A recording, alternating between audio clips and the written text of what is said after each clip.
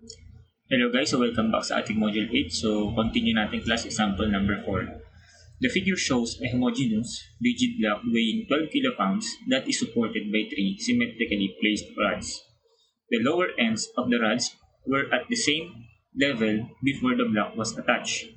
Determine the stress in each rod after the block is attached and the temperature of the bars are increased by 100 degree Fahrenheit. Use the following data. So class, given yung area, cross-sectional area ng mga rods, yung modulus of elasticity, and then yung linear coefficient of thermal expansions na each material natin. Okay? So, paano ito isolve class? So, unang ulit class is i-drawing muna natin yung figure given. So, let's say,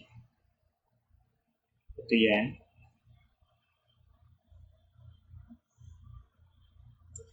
Ito yung block.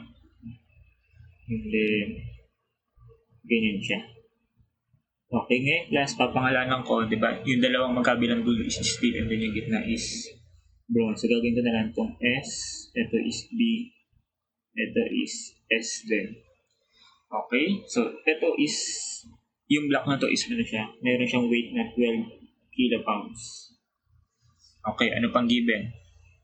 Binigay rin class na nagkaroon ng temperature increase by 100 degree Fahrenheit. So therefore delta T is equal sa 100 degree Fahrenheit. So ang tinatanong class, ano daw yung mga stresses sa mga materials natin.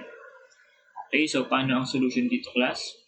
So di ba kailangan mapakita natin yung deform shape niya, di ba? Kasi doon mas makikita natin yung relationship ng mga deformations ng mga material. Okay, so para magawa natin yun sa ganitong type ng problem, ang gagawin ko class is ihiwalay ko itong bar doon sa mga rods natin. So puputulin ko siya dito. So putulin ko yan dyan. Okay, so separate itong drawing sa taas, doon sa baba. So magiging ganito siya.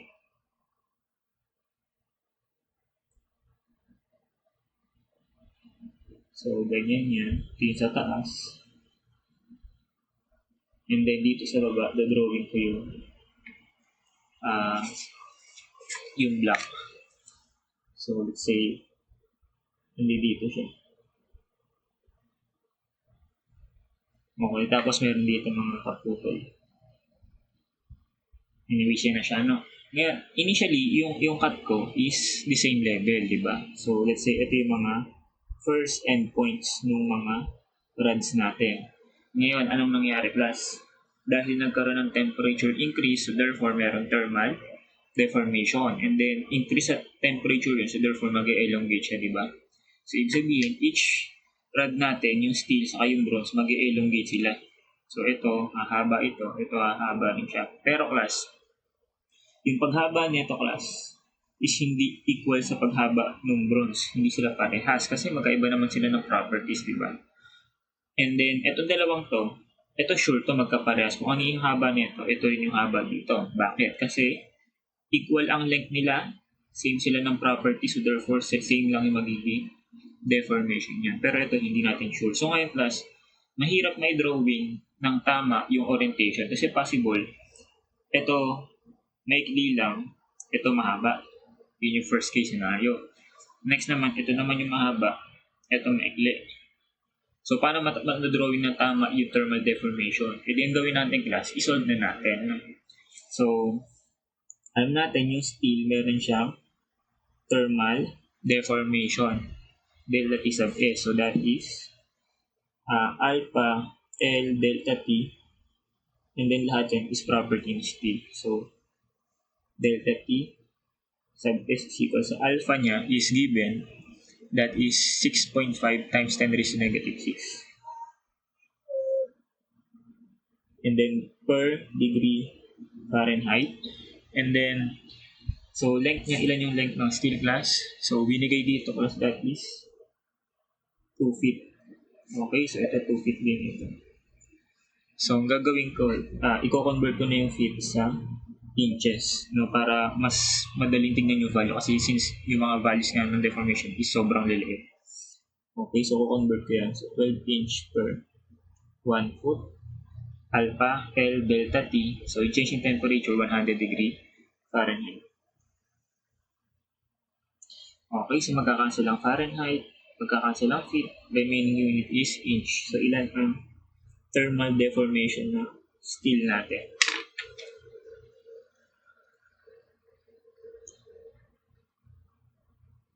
Okay, so sagot is 0.0156 inch. So, maliit na maliit yan. 0.0156 inch. Okay, and then punta na tayo sa thermal deformation ng bronze natin. So, ito, mag-elongate rin siya. So, solve natin. So, that is alpha L delta T ng bronze. Okay, so, thermal deformation ng bronze is equal sa, ilan yung alpha neto class? 10.0 times 10 raised to negative 6. And then, yung unit is per degree Fahrenheit. And then, ilan yung length niya class? So, binigay sa figure natin, that is 3 feet. So, convert din natin yun. So, 3 feet and then times 12 inch per 1 foot. And then, change in temperature is 100 degree Fahrenheit. So, ilan ito? Thermal deformation ngayon ng bronze.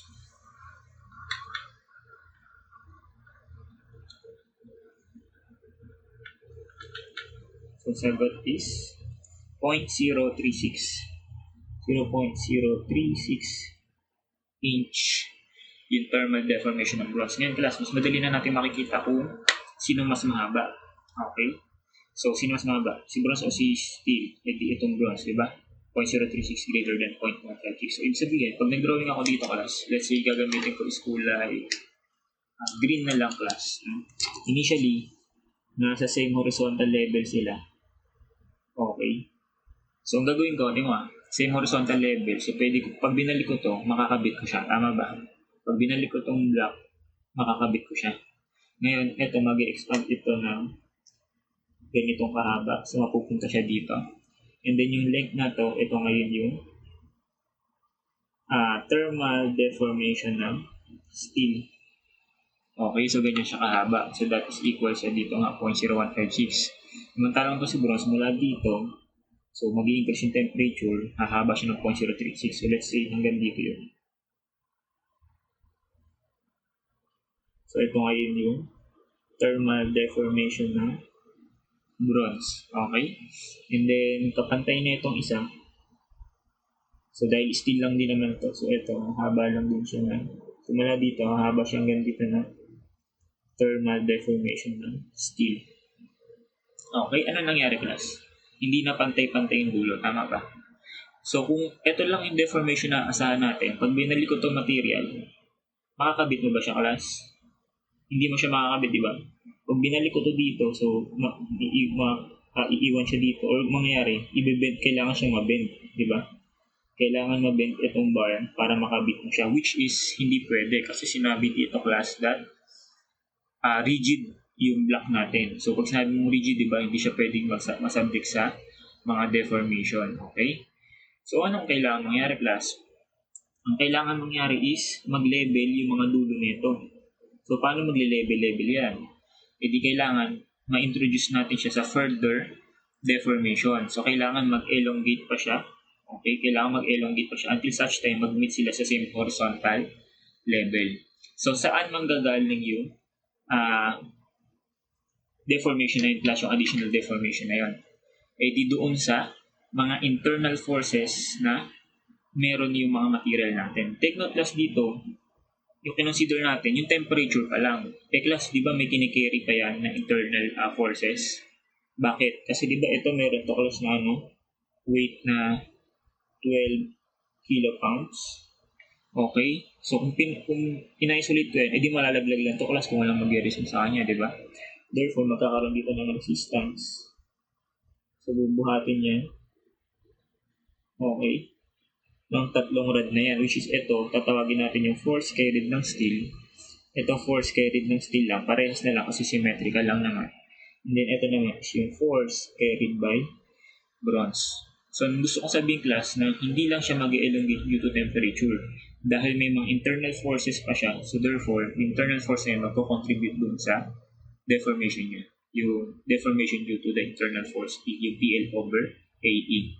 So, pag itong forces na to, upward forces na to, is tinransfer ko dito sa drawing na to, so magiging mangyari yung class, edi mga ano sila, mga downward forces sila dito or tensile forces sila class. Nung pag tinilipat ko sila dito, magiging ganito yung direction. Okay, so ito ngayon yung PS, ito yung PB, and then ito yung PS ulit. Okay, so aside doon sa mga change in temperature, dahil hinihila pa ulit natin sila, so therefore mag-elongate pa siyang further.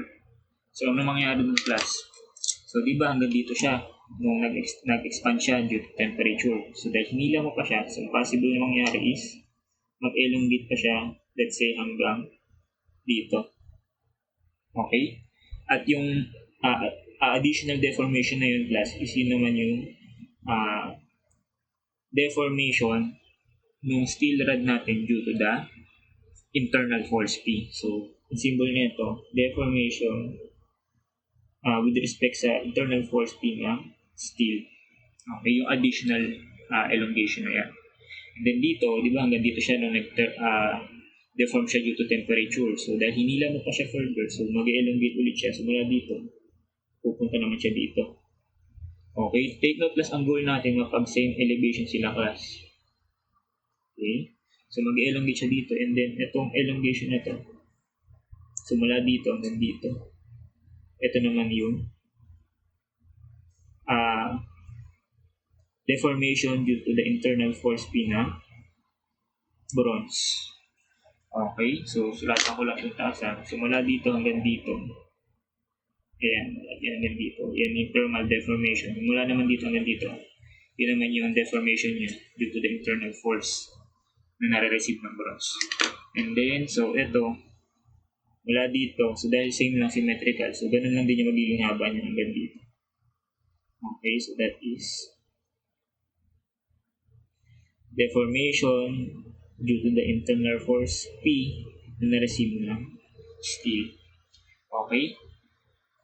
So ngayon, nag-line na sila ngayon sa same horizontal line. So pag binalik ko to, pwede ko na siya makabit. So magiging final orientation, di ba dati ganyan lang siya i-click, tapos hindi dito yung block. Ngayon dahil humaba siya, humaba to. So pag binalik ko to dito, ganyan na siya kahaba. Okay, ganun yung orientation niya. Okay, so dahil ngayon ready na tayo, na-drawing natin yung deform shape niya, ready na ngayon tayo mag-solve. Okay, so ano yung first step? Gawa ng equation of equilibrium. So, saan manggagaling yung class? E dito sa force diagram na to class. Okay, so by taking summation of forces vertical is equal to 0, considering upward force is positive, so that is PS, so that is 2PS. And then plus PB, then minus 12 keeps is equal to 0.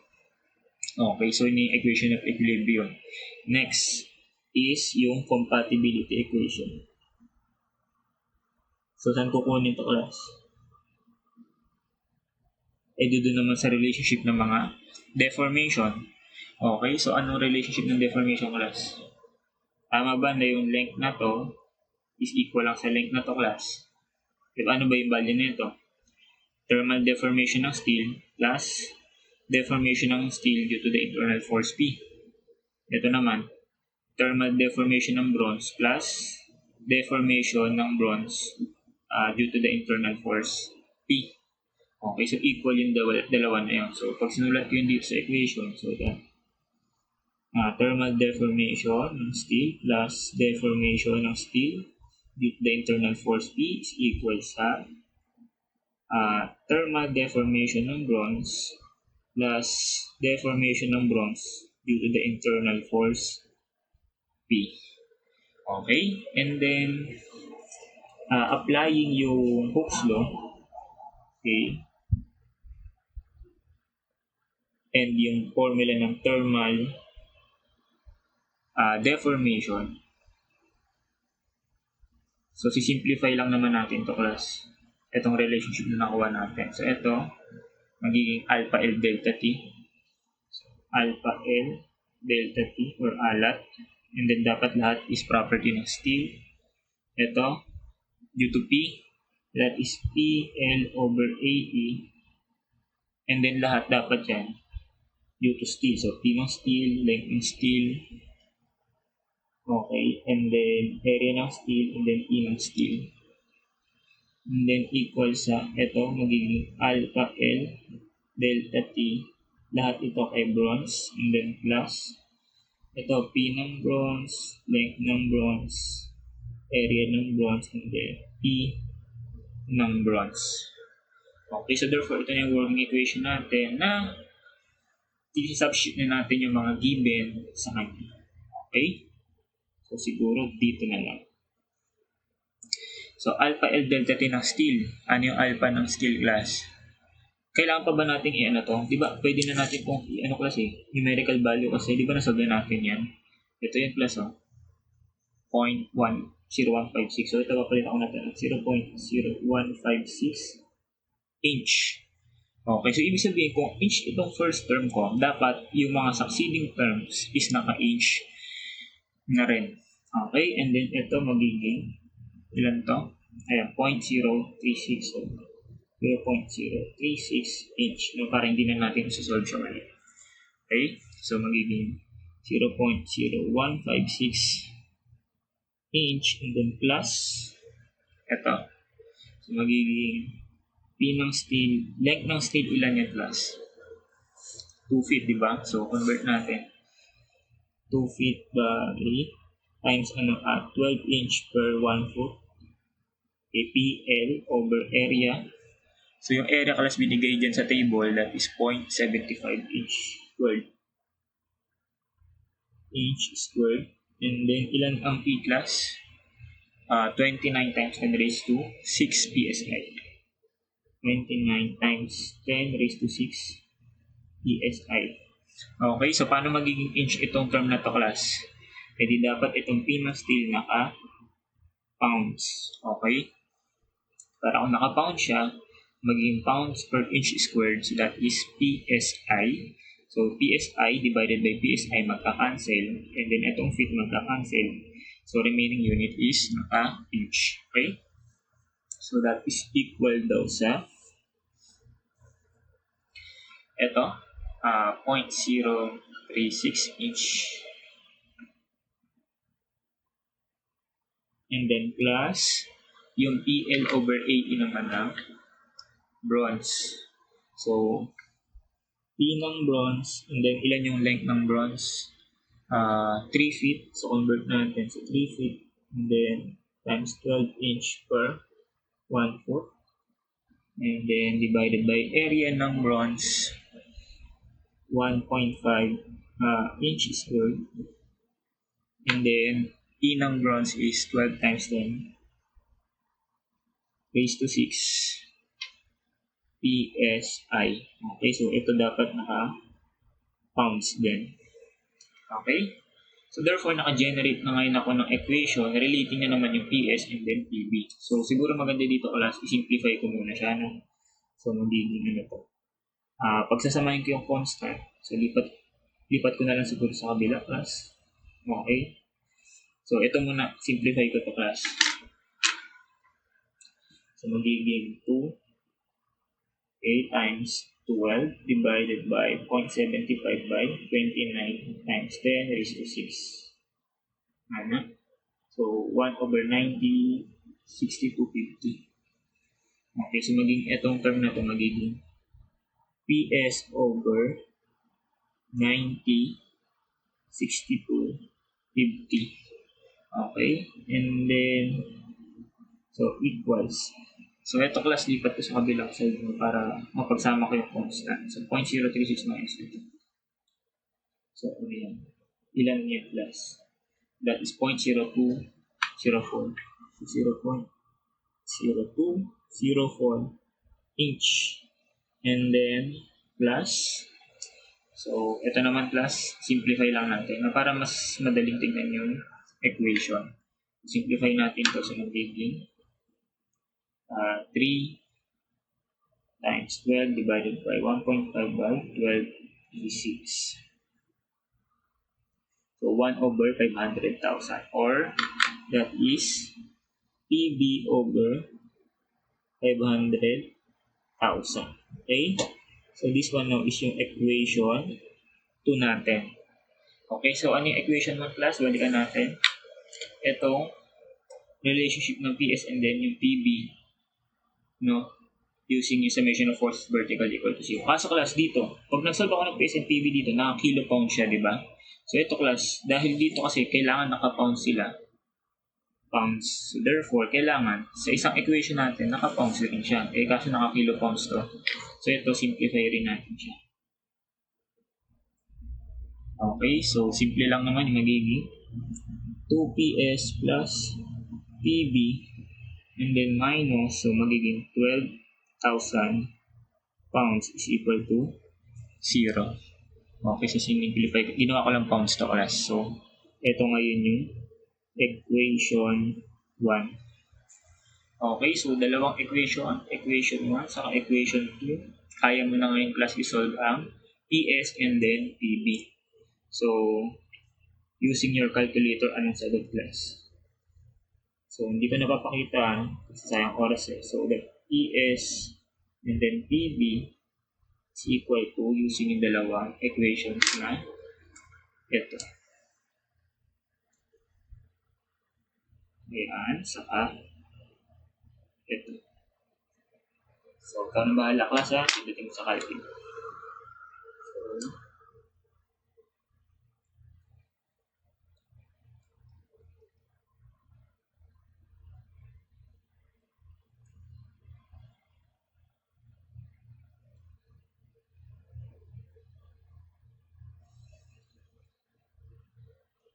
okay, so sagot, lumabas na calculator ko class, ginamit ko ang mode 5.1 lang, baala ka class kung paano mo solve. So kaya mo na yan, so ito is 8,700 pounds and then itong isa is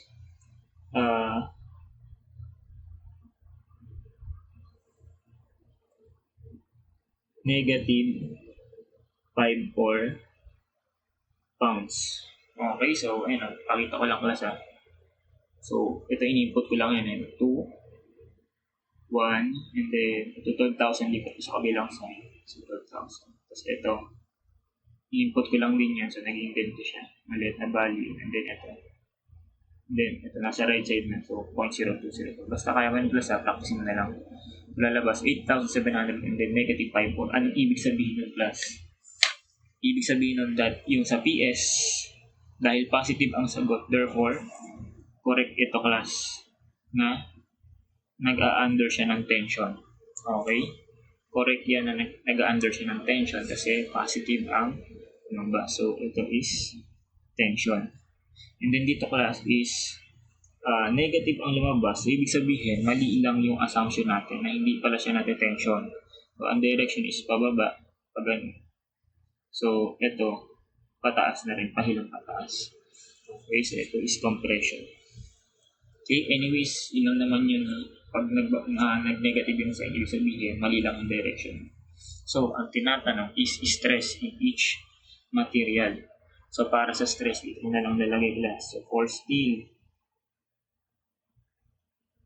Okay, so stress ni steel is equal na sa P ng steel over area ni steel. But P steel is ito, 8,700 pounds.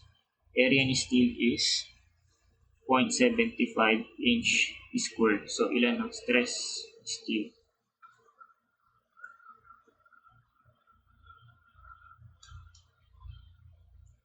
Okay, so labas is, ayan, 11,600. 11,600 PSI. And then, ito is under siya ng tension.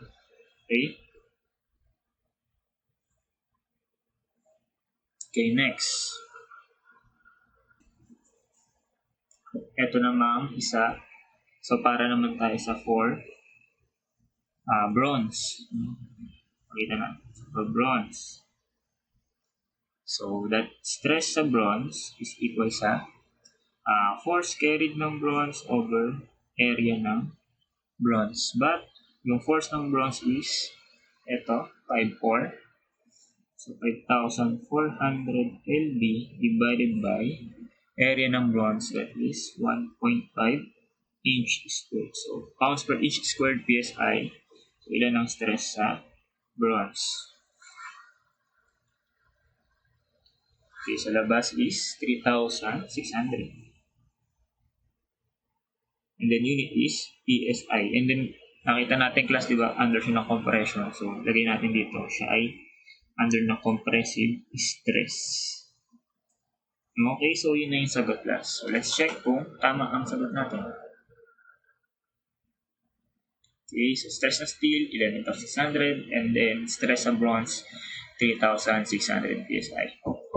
Okay, so yung next problem class, next video ulit natin i-solve. So, ayun, thank you guys. Sana nag-gets nyo. And God bless.